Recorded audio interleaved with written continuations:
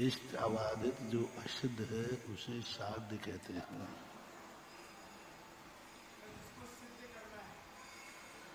पक्ष किसी, हाँ, जिसको सिद्ध करना है। इष्टम अबाधित असिद्धम, इष्टम अबाधित, इष्ट हो, अबाधित हो और सिद्ध हो। असिद्ध असिद्ध पक्ष किसे कहते हैं? हाँ, साध्य के रहने का शक होता है।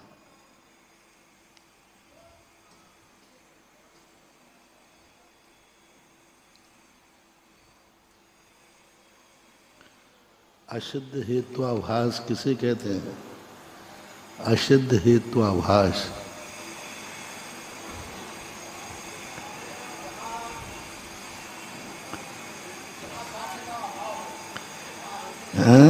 असिद्ध हेत्वाभास है।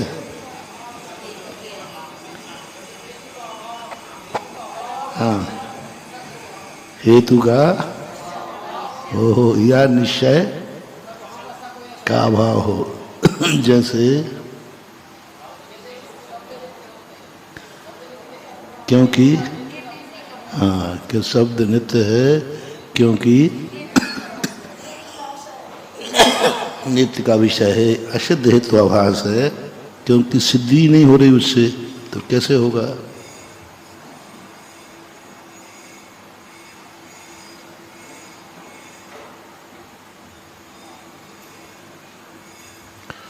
सिद्ध साधन नाम का कौन सा दोष है? सिद्ध साधन नाम का कौन सा दोष है? जिस हेतु का साध्य सिद्ध हो। सिद्ध साधन नाम का कौन सा दोष है? अकिंचित कर का भेद है। हाँ, क्या है? सिद्ध साधन और सिद्ध साधन अकिंचित कर। यदि सिद्ध साधन में अकिंचित कर नहीं लगाएंगे तो दोष नहीं बनेगा। सिद्ध साधन अकिंचित कर, जिसका साधन पहले से ही सिद्ध हो उसे क्या सिद्ध करना? जैसे अग्नि उष्ण है, अब वो तो उष्ण है ही, स्वभाव से है। महाराज जी, यहाँ पर अकिंचित कर की परिभाषा में दिया है कि कोई भी कार्य करने में समर्थ नहीं होता, और सिद्ध साधन में दिया है जो पहले से सिद्ध है, उसी का तो भेद है। तो पहले से सिद्ध है, अब क्या सिद्ध? अकिंचित कर है। अब उन्होंने उदाहरण दिया, अग्नि गर्म है क्योंकि स्पर्शन इंद्री का विषय। अब हेतु क्या दिया उन्होंने? हेतु क्या दिया? स्पर्शन इंद्री। तो स्पर्शन इंद्री ने क्या निर्णय किया? गर्म। वो तो पहले हम कह रहे थे अग्नि गर्म है। तो फिर यहाँ ऊपर अकिंचित कर की परिभाषा में ऐसा क्यों दिया कि कुछ भी कार्य करने में समर्थ नहीं है? तो स्पर्शन कोई कार्य करने में समर्थ नहीं हेतु। किसी ने तो उसको स्पर्श किया होगा पहले, जब तो कहा कि उससे मतलब साध हमारे लिए अग्नि थी। तो वक्ता ने पहले कह दिया अग्नि गर्म है क्योंकि स्पर्शन के विषय। अब स्पर्शन ने भी निर्णय क्या किया? गर्म का, तो अकिंचित करे कहलाता है। तो किसी ने तो कभी अग्नि को स्पर्श किया होगा जब तो उसको मालूम चला कि अग्नि का स्वभाव गर्म है। नहीं किया, किसी ने नहीं किया। भगवान ने कहा था, बिना स्पर्श के कहा था। स्पर्शन इंद्री का विषय गर्म होता है, ये किसने कहा? भगवान ने। हाँ, तो भगवान ने छू के थोड़ी कहा, केवल ज्ञान से कहा। क्योंकि ये संज्ञाएं तो रूढ़ हैं। हम कह रहे गर्म होता है, अब ठंडा कह देते तो ठंडा कह देते। संज्ञाएं हमेशा रूढ़ होती हैं ज्यादातर, तो ऐसा है।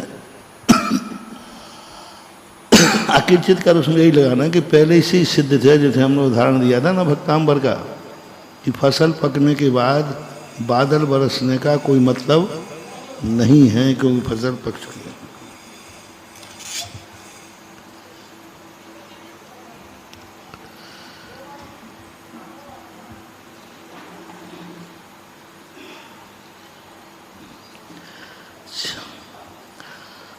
आगम बाधित किसे कहते? यही चल रहा ना।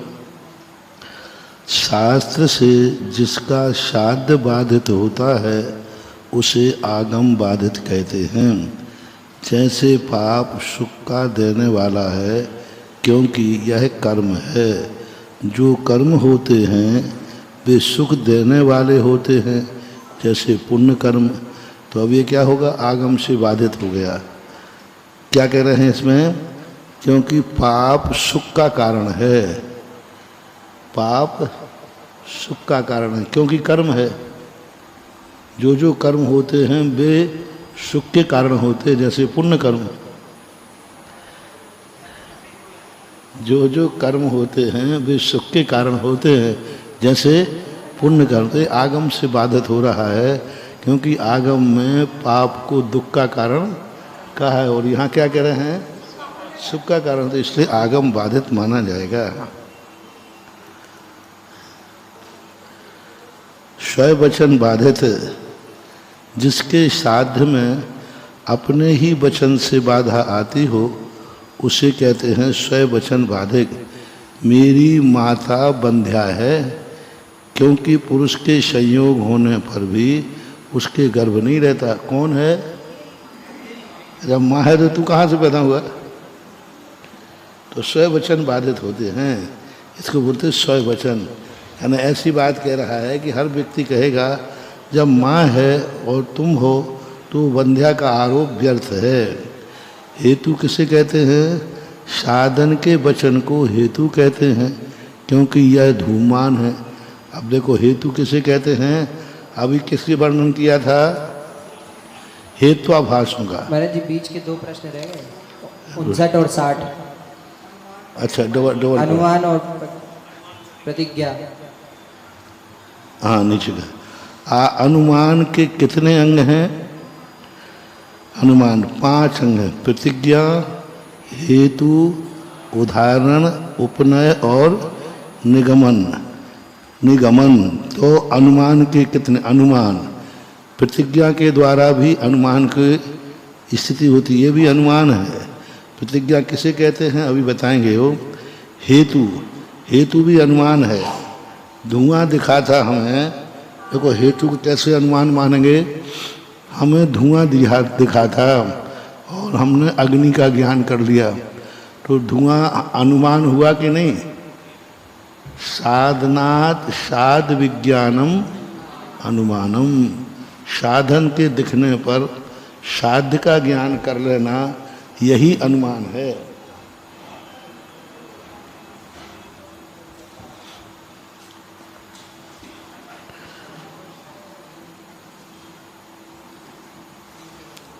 परोक्ष का भेद हमारे जीत के पीछे आया है अनुमान।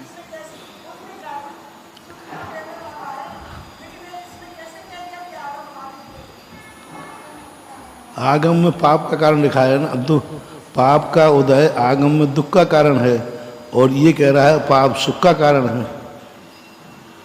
पाप कर्म का उदय, पाप नहीं, पाप यानी अशुभ कर्मों का उदय सुख का कारण है, और शास्त्र में लिखा है अशुभ कर्मों से दुख होता है।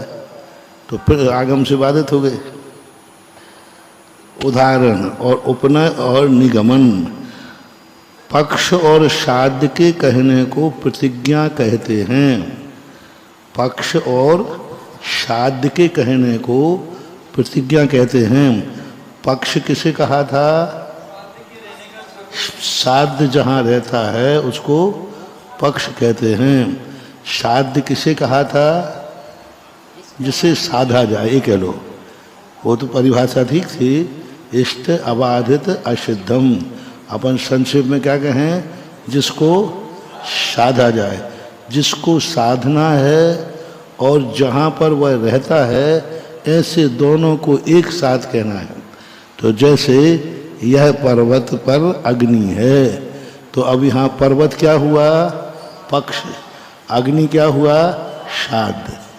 अग्नि और पक्ष दोनों का कथन जहाँ होता है, ये पर्वत अग्नि वाला है, यह पर्वत अग्नि वाला है, क्योंकि वहाँ पर दोनों एक साथ रह रहे हैं। प्रतिज्ञा वचन।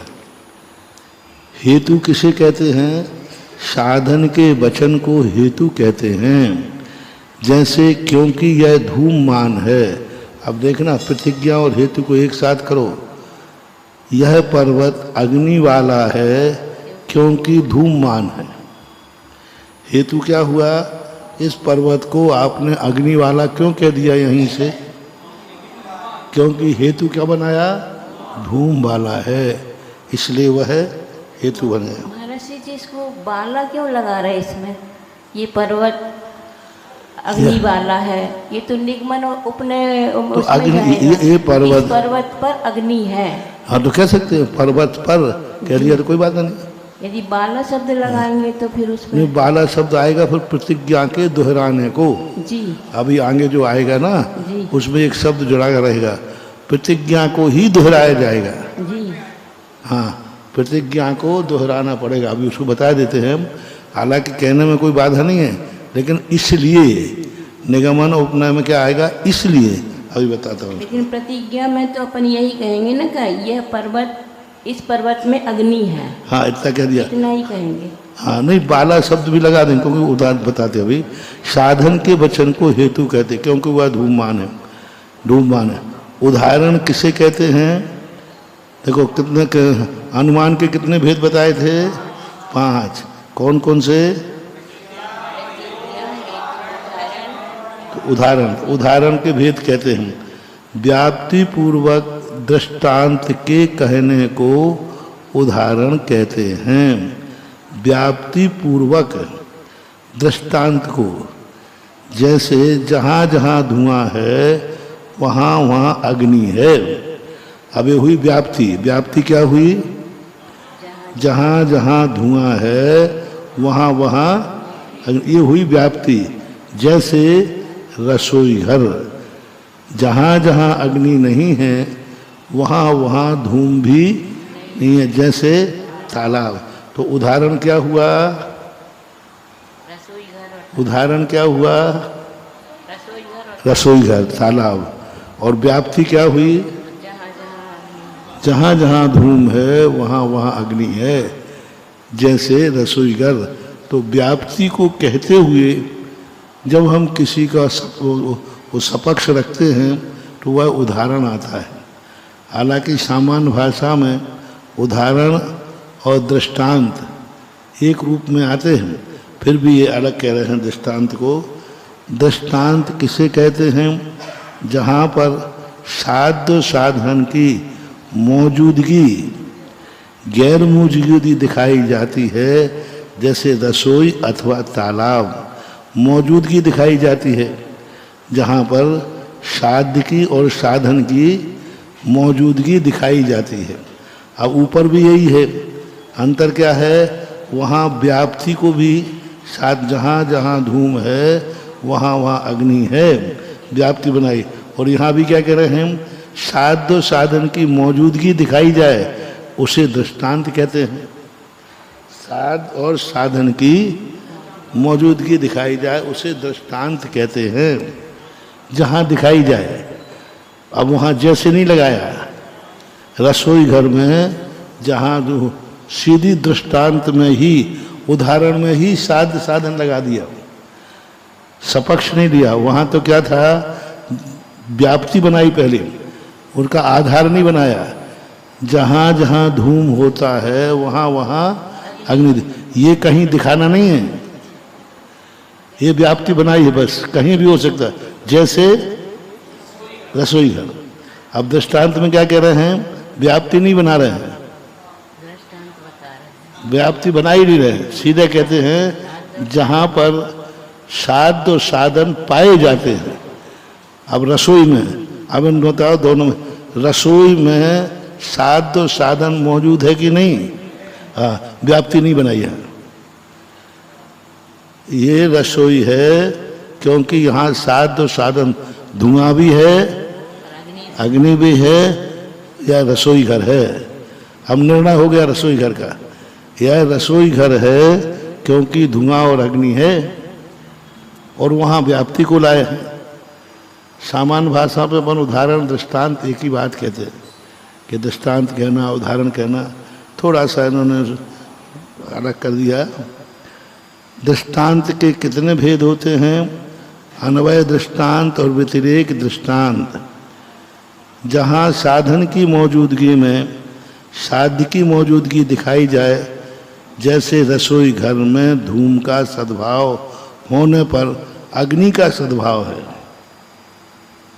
साधन के सद्भाव में साध्य का सद्भाव, साधन के सद्भाव में साध्य का सद्भाव हो जाए उसे अन्वय दृष्टांत बोलते हैं। साधन है सो साध्य है। यदि साधन धूम है सो अग्नि है। यहाँ धूम का सद्भाव है तो अग्नि का सद्भाव है, ऐसा बस इतने लेना। सद्भाव में लगेगा ये, धूम नहीं है तो अग्नि नहीं है ऐसा नहीं बोलना।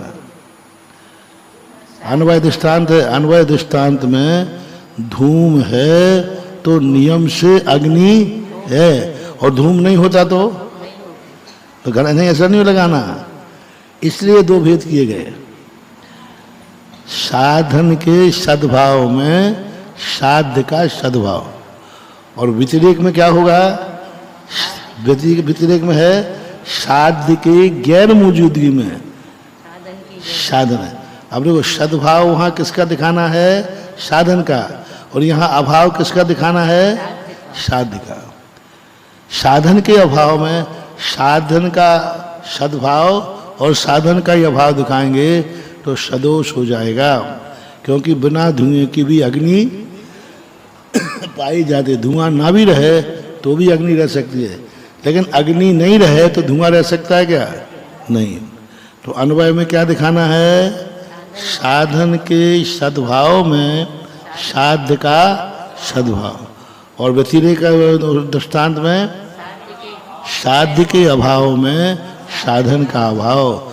जैसे अग्नि के अभाव में धूम का अभाव, जैसे तालाब, तालाब में अग्नि नहीं है इसलिए धुआं नहीं है, और वहाँ धुआं है इसलिए अग्नि है, ऐसा।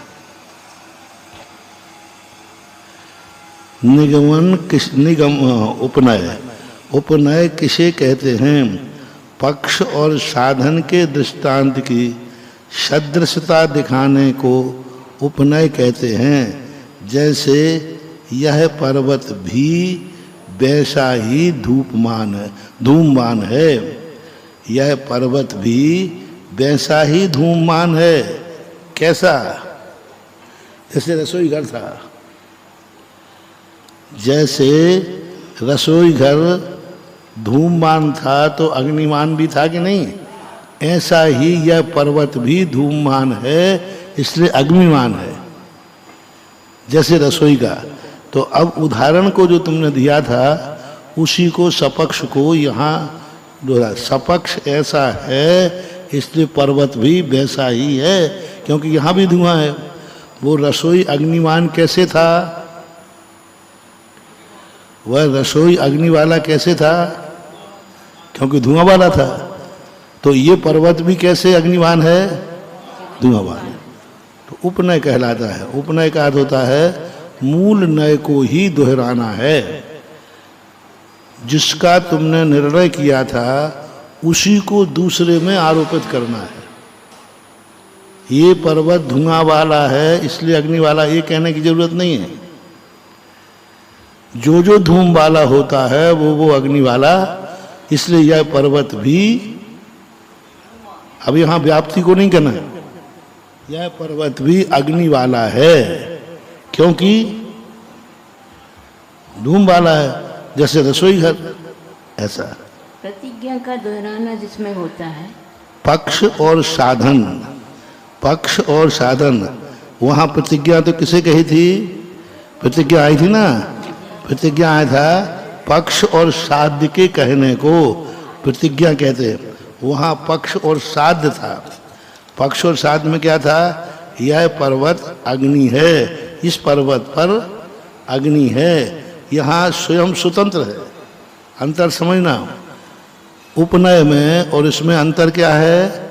यहाँ पर्वत स्वतंत्र है, इस पर्वत पर अग्नि है। ये किसकी है? निर्णय है। इस पर्वत पर अग्नि है, बस निर्णीत है, प्रतिज्ञा है। प्रतिज्ञा कैसे बोलते हैं? निर्णय वाक्य को प्रतिज्ञा बोलते हैं। सामान्य परिभाषा क्या है? निर्णय वाक्य, निर्णय मेरी यह प्रतिज्ञा है। तो स्पष्ट कह दिया ये पर्वत अग्नि है, इस पर्वत पर अग्नि है। निर्णय हुआ कि नहीं? कोई हेतु नहीं, कोई साधन नहीं। अब यहाँ क्या कह रहे हैं उपनय में? पक्ष और साधन के, पक्ष और साधन में दृष्टांत की सदृशता दिखाने के लिए। मूल विषय क्या है?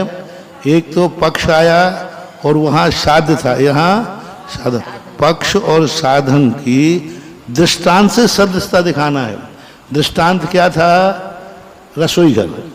हमें सिद्ध क्या करना है? पर्वत। पर्वत अग्नि वाला है। किससे सिद्ध कर रहे हैं हम? दृष्टांत से। दृष्टांत क्या था? रसोई घर। रसोई घर धूम वाला था, इसलिए वो अग्नि वाला था। उसी प्रकार यह पर्वत भी अग्नि वाला है। जैसे ताला, अब क्यों की मत लगाओ, क्योंकि रसोई घर। तो ये क्या हो गया? उपनय कहलाता है। निगमन किसे कहते हैं? नतीजा निकाल करके प्रतिज्ञा के दोहराने को निगमन कहते हैं। जैसे इसलिए यह पर्वत भी अग्निमान है। जैसे रसोई घर था, यह रसोई धूममान होने से अग्निमान है, इसलिए यह पर्वत भी अग्नि वाला है, क्योंकि धूममान है। तो इसलिए शब्द का महत्व है यहाँ। इसलिए अब उपनय में और निगमन में थोड़ा ही सा अंतर है, थोड़ा सा अंतर है। क्या अंतर है? वहाँ भी उपनय में क्या कह रहे हैं कि जहाँ पर पक्ष और साधन को दृष्टांत के साथ सदृशता दिखाना है, दृष्टांत के साथ, तो वहाँ उन्होंने सपक्ष को क्या बना लिया? दृष्टांत बना लिया। और सदृशता किससे दिखाना है? पर्वत की। अब निगमन में क्या किया? वह ऐसा था तो यह भी ऐसा है। वह था सो यह है। वह इस प्रकार से किया है, इसलिए इसने इस प्रकार किया है। वह ऐसा नहीं होता तो यह भी ऐसा नहीं होता। समानता तो है ही, लेकिन वह है सो यह है, इसलिए यह है। वो ऐसा नहीं होता तो यह भी ऐसा नहीं होता। ये निगमन। और उपनय में क्या कर रहे हैं? क्या कहा? वह ऐसा है सो यह ऐसा है, इसलिए नहीं लगाना। वहाँ दोनों का निर्णय करना है। यहाँ निर्णय दूसरे के अधीन है। वहाँ निर्णय क्या है? रसोई घर अग्निमान होता है। जैसे रसोई अग्निमान है, वैसा पर्वत भी अग्निमान है, वैसा ही। अब यहाँ सिद्धि नहीं करना, दोनों पद बराबर हैं।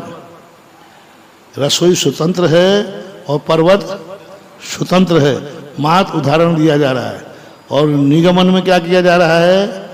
वह है सो यह है, इसलिए यह पर्वत अग्निमान है, क्योंकि रसोई भी अग्निमान था है। ऐसा जैसे हेतु में महाराज श्री जी यहाँ पर कहा था उन्होंने कि क्योंकि यह धूमवान है। हेतु में उन्होंने ये कहा था ना, यह धूमवान है। तो वहाँ पर ऐसी प्रकार से उपनय में भी यदि मान लीजिए यह पर्वत भी वैसा ही धूमवान है। नहीं, तो हेतु को यहाँ पर क्या है? साधन की प्रतिज्ञा नहीं की जाती। प्रतिज्ञा हमेशा साध्य की होती है। तो यहाँ निगमन में प्रतिज्ञा को दोहरा रहे हैं। लेकिन हेतु में यही तो कह करके आए हैं ना वो ऊपर। तो हेतु को दोहराना नहीं है। धूमवान है ऐसा उन्होंने कहा है हेतु में। धूमवान है तो वो हेतु को कहा। हाँ, तो हेतु को कहा, तो फिर उपनय में जो है हेतु को ही दोहराया जा रहा है, क्योंकि यह पर्वत भी धूमवान है। उपनय में रसोई घर को लाना है।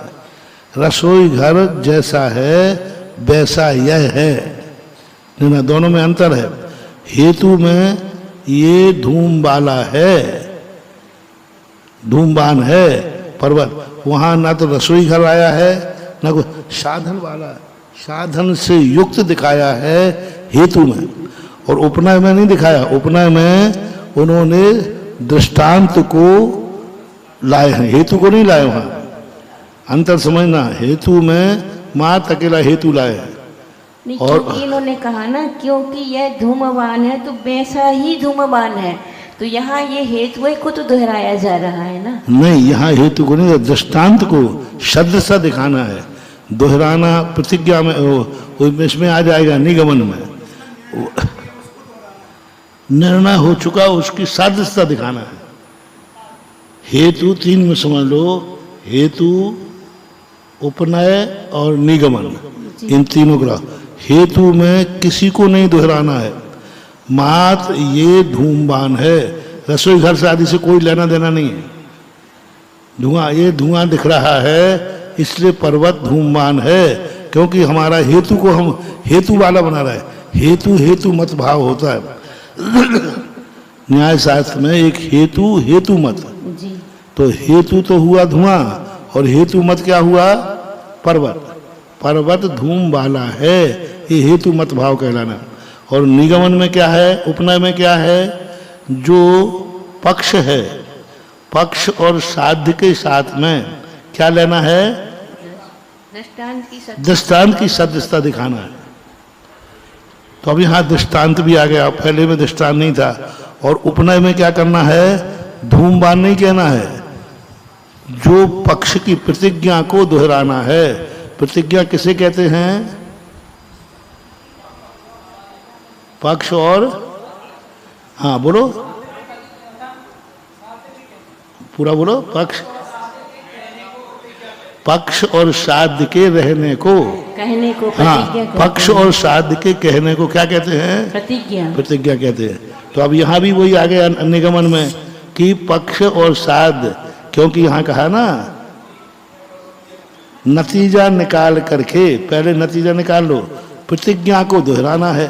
प्रतिज्ञा क्या थी? पक्ष और साध्य। तो यहाँ पक्ष क्या है? पक्ष क्या था? इस पर्वत पर पर्वत नहीं, पक्ष था पर्वत। और साध्य क्या था? अग्नि। तो अग्नि में यह पर्वत भी अग्निमान है, अग्नि वाला है, ऐसा। हेतु के कितने भेद हैं? केवलान्वयी, केवल व्यतिरेकी, अन्वय व्यतिरेकी, ये तीन भेद हैं।